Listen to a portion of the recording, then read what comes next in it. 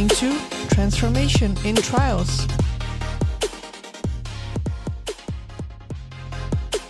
Welcome to Transformation in Trials. This is a podcast exploring all things transformational in clinical trials. Nothing is off limits on the show, and we will have guests from the whole spectrum of the clinical trials community. And we're your hosts, Ivana and Sam. Welcome to another episode of Transformation in Trials. Today in the studio with me, I have Becky Baggett, who is the Associate Vice President of Project Delivery at Rowe. Welcome, Becky. Hi, thank you so much for having me. I'm so excited to have you here with me.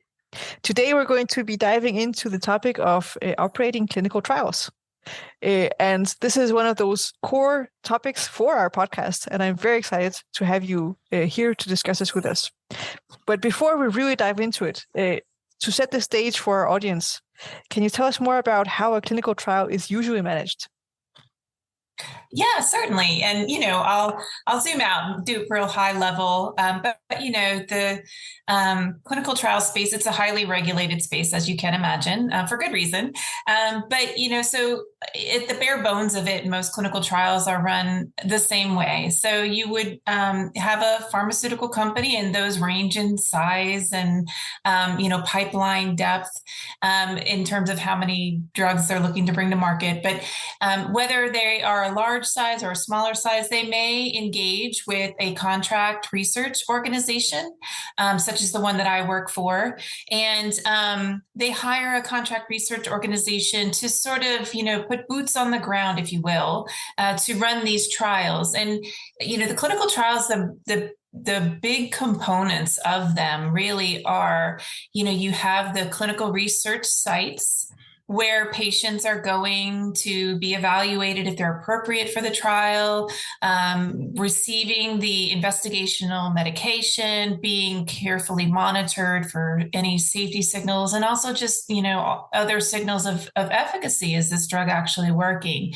So the contract clinical research organization will provide staff who oversees those operations at the site. They'll travel to the site, they'll meet with the staff and the principal investigator just to make sure everything is going according to the protocol and according to the laws, the GCP that's put in place. Also, there's some folks on the back end, right? So we have data that we're collecting from all of this great information that the patients are sharing with us. And we have data managers who are putting all of that data into an aggregate form and cleaning it. And what we mean by that is we're just looking for things that, perhaps it was a transcription error at the site where somebody was typing something into the system, the electronic data capture system, where it doesn't quite make sense given the other data that we're seeing, and making sure that those things get corrected along the way.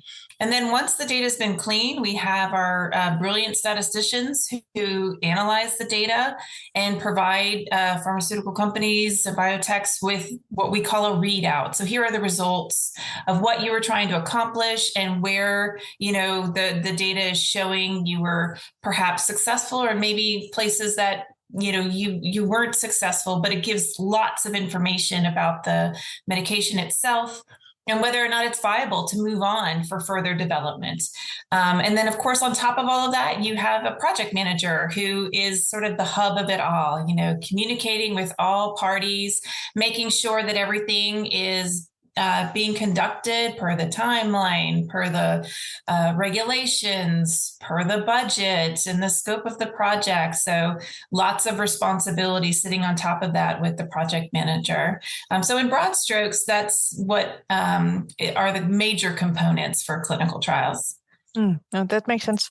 So it sounds like the CROs are actually the experts in running the clinical trial with all these different specialities that need to work together to make it happen. I would say, operationally, for sure, the pharmaceutical companies are the experts in their products, that there's no debate about that.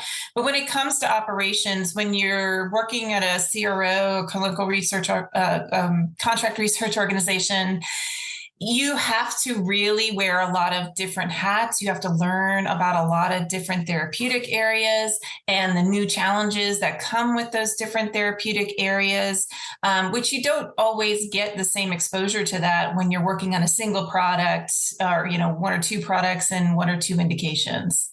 Mm. No, that makes sense. And well, all the life science companies I have worked for have used CROs to run their clinical trials. So it's a very common model. But I'm curious to learn what are some of the challenges that can arise when you work between the sponsor and a CRO? Well, we only have 30 minutes, but I'll try to hit some of the major ones. It's funny because I was thinking about this the other day, and honestly, it's not terribly different than maybe any other industry. A lot of, what we do comes down to relationships, trust, experience, and I don't see that those things are much different than other industries, but it's true. There can be challenges if it's not a great fit between the life science company and the CRO.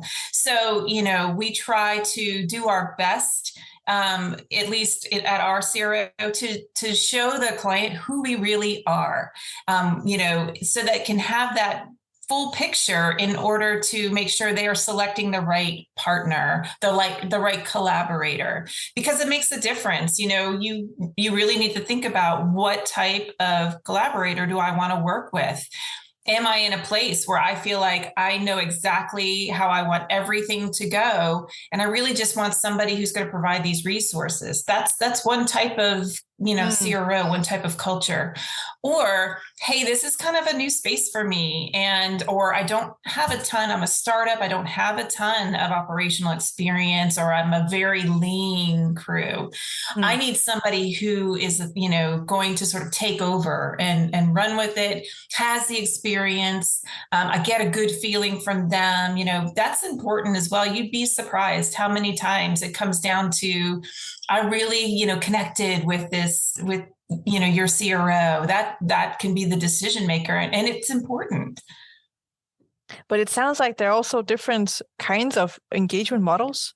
Can one CRO operate in many different kinds of models, or is it more about picking the CRO that operates in the model that you would like to work with as a sponsor? I would say for the most part, most CROs can operate in multiple different models. Some have larger staff, right? So if you're looking for an FSP model, which is just, somebody who is going to be a resource dedicated only to your study, and it's not a team, right? You're hiring individuals. Then, some of the other larger CROs might have more staff available to do that, or that's more of what their structure supports. It really just really pays off to take the time to interview, the CRO, and know for yourself what you're looking for. And that will definitely help you figure out who's the best fit. That makes sense. Well, it sounds very common sense, actually. For how do you pick any collaborator? Well, you need to get to know them. Yeah, I mean, right? It's not unique, I don't think, to this space. Yeah, but how are some of the ways that you've experienced establishing the collaboration for success? Are there some things you can do? Is there some expectation setting you can do in advance before you get into the thick of things? Yeah, it's a great question. So, I can speak for my company. What we really like to do is, once we receive a request for a proposal, we try to get a protocol synopsis if we can, because that's really the meat of the project. And we try to take a look at that with the proposed team and determine, okay, what do we foresee as risks? What should we raise to this client? And honestly, that is happening whether they choose us or not. We want them to have the information, to make sure that they are aware of all of these risks, so that when they move forward, they're eyes wide open, making sure that they can mitigate those risks, make plans for them. And that goes into all of the other processes that follow. So we develop our budgets based on, what we would foresee taking the study in order to operate it, what that budget would be. And then we also carry that into the bid defense when we are speaking with clients. We raise them again. We talk to them about it. Have you thought about this? What is your plan for this? And then once we get to that kickoff meeting, all of these conversations have already happened. So when you get to that kickoff meeting, it's much less of a formality where you're going through all of your standard operating procedures. And it's more that you can actually roll your sleeves up and get going. And I feel like that setup really helps to just sort of dive right in and get going a lot faster because you have done a lot of the hard work up front. That makes sense. I wonder also how, when you have to project manage a clinical trial, like you have to do when you have to operate it, you also need to really understand a lot of the sub-disciplines that go into making a clinical trial successful. What is a good way to develop into being a clinical trial manager? Yeah. Curiosity, I would say, is key. I mean, for myself, I started in data management.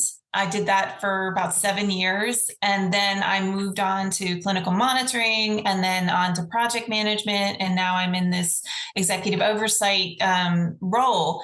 And I think it really helped me shape sort of my view of the operations and certainly, allows me to understand every step of the way. If you are a curious person, go for it. Ask questions, go attend seminars about things that you want to learn about. And hopefully you have an employer that allows you to do that. I also have my regulatory affairs certification. And that was just so I could really understand, like, what are these constraints that sponsors are facing when they're running their clinical trials. And that really helps me also, sort of shape that view from when we are supporting them, trying to help them meet these goals and having a basic understanding of what might be underneath all of these requests that may not seem, reasonable at the time, but it allows me to sort of, understand and push my team forward and help them understand it as well.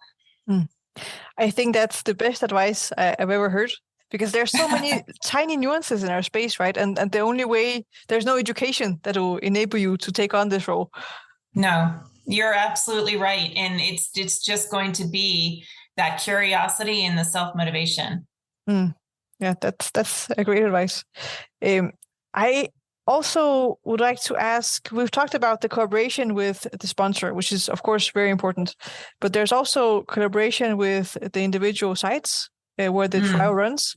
I'm wondering, what kind of dynamics have you experienced in those collaborations? You cannot run clinical trials without sites, full stop. And so you really need to understand who your sites are, who has the experience, who is, knows these patients that you're looking to recruit. And, the good sites will emerge, and you continue those relationships with those sites. And being, as a project manager, I always saw myself as an advocate for all. So I was advocating for what the site needed. I was advocating for what the sponsors, goals and desires were. And I'm advocating for my team, trying to make all of that work, which can be hard sometimes, yes. But it's all very important, right? So a lot of times, sponsors don't fully understand, why a site is asking, for a piece to their budget. And you just need to talk to them. They'll tell you, and I think that the sites really appreciate that.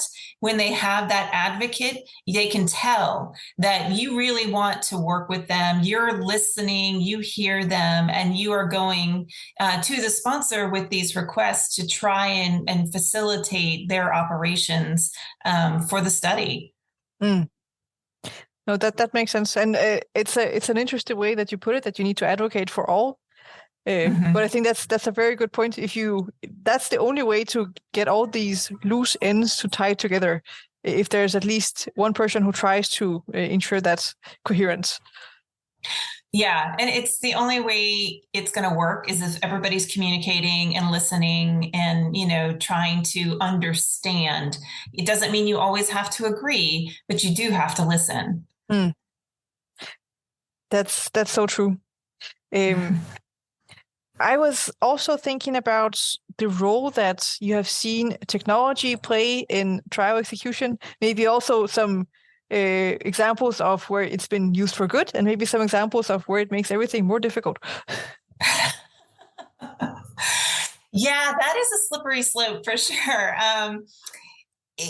Some of the studies that we work on, I'll give an example, right? ePro, everybody knows ePro. So many people use ePro, but there really are some cases where sponsors will come to us with these requests for vendors or technology that they definitely want included in their study. But then when we go and talk to the sites, they're like, that is overcomplicating it. So there are some studies that we work with sites and the patients are in confinement. And so, the request for ePro when somebody's in confinement isn't necessarily a worthwhile expense. Right? Because the patient's right there. They're not going anywhere. They're not going to lose their diary. And if you're really only answering a few questions, 1 or 2 a day, or even more than that, it's still far more cost effective, much lower risk, maybe to use something as low tech as paper. So, we really do try to look at that when clients come in with requests for lots of different technology. Does it make sense in the context of the study design? And the sites are a key piece to that conversation, because they'll tell you this doesn't make any sense. And if we can save our sponsors money and hassle, all the better, right? We will definitely provide that feedback. And, and I feel that there are also a lot of vendors out there trying to sell their greatest, technology, which sounds awesome. But sometimes when you put too many of those technologies, too many of those vendors in one project, you are taking far longer to get up and running, and for what benefit in the end. So always thinking about the end in mind. What am I getting out of this? Is it worth the money and the additional time that it's likely adding? I think that is so true, because we have so many ways we can put technology together, but in some cases, like removing stuff may be beneficial, and just thinking about how can we get through this trial the fastest. Yeah, or maybe just saving the technology, for those key endpoints that you feel it would benefit the most. And maybe you don't need the other things that aren't as important in your analysis. That's a great angle. I'm curious, does Roe focus on some specific therapeutical areas?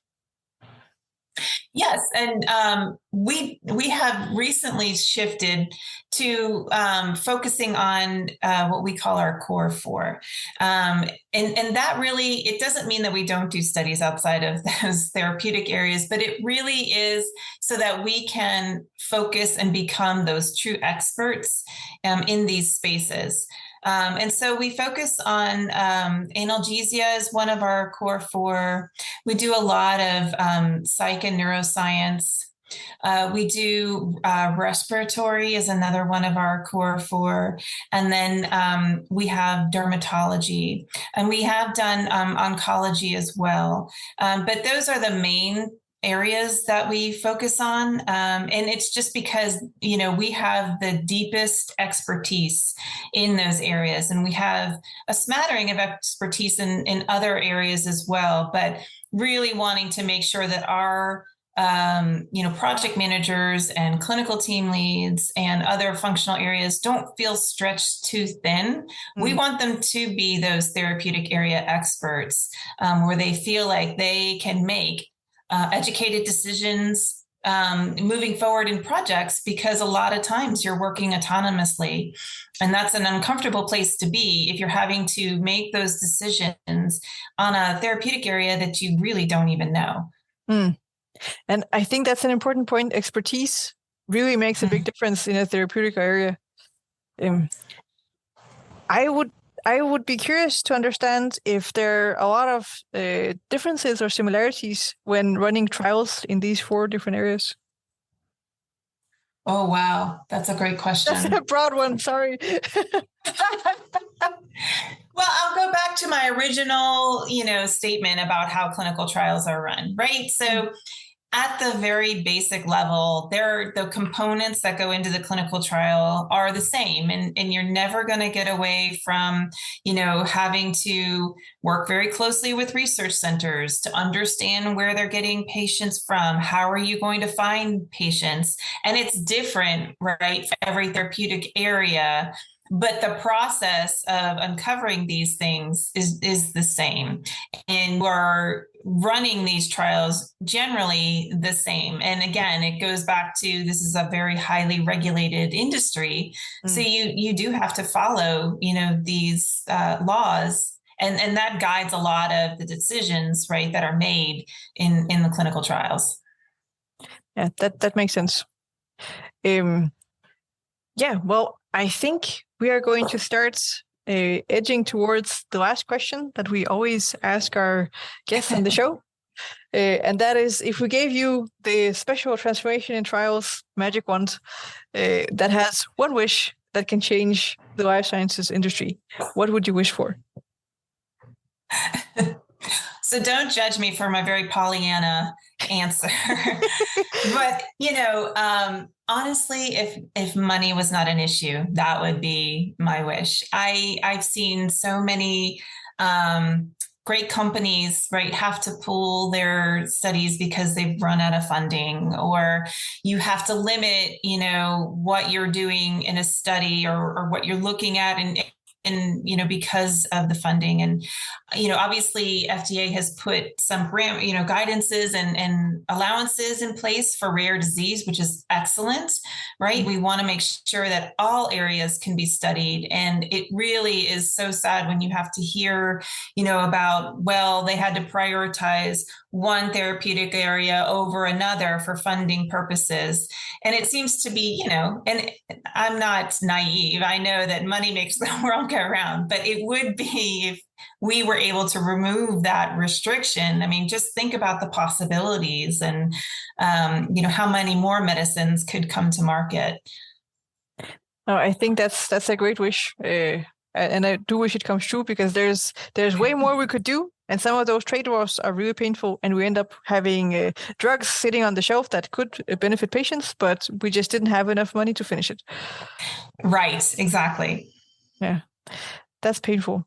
Well, if our guests want to learn more about you, Becky, ask any follow-up questions, or learn more about Row, how can they reach out to you? Oh, certainly. So you can go to our website, which is www.rowworld.com. You could reach out to me directly. My name, Becky_Baggett at rowworld.com. Happy to answer any questions. Awesome. Well, this was a big pleasure to have you on the show, Becky. Thank you. It was a pleasure for me as well.